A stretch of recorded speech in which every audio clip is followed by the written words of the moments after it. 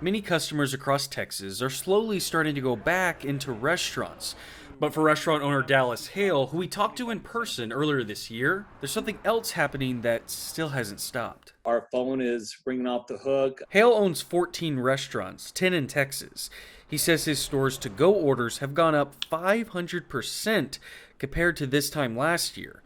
But Hale also recently had to use legal action to make one third party company take his restaurants off its app. Put us on without the permission, put on horrible pricing that wasn't even our pricing. That's why Hale created a partnership with Uber Eats so that these drivers are the only people delivering his food. Because, they want to come in and they just want to grab food and go. And, we want to make sure that it is verified.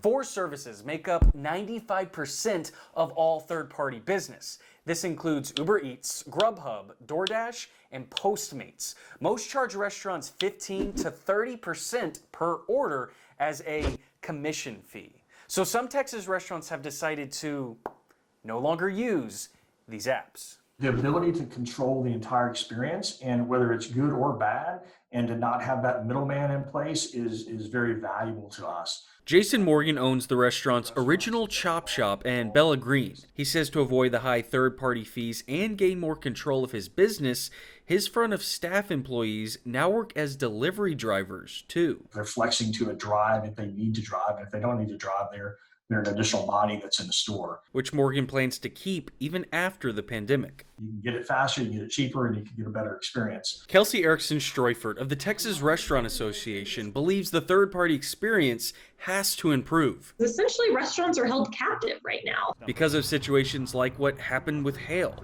Third-party companies delivering food from restaurants without them knowing or negotiating the terms. Streufert says some have even created websites for Texas restaurants without their involvement. We got to have the regulations kind of catch up to technology. For Hale, he's sticking with Uber Eats and with his restaurant's revamped phone system and shelving system. Really transform to a to-go model until everything gets back to normal. A new normal, with third-party apps and delivery service remaining a key part of a restaurant's business. In Dallas, I'm Jay Wallace.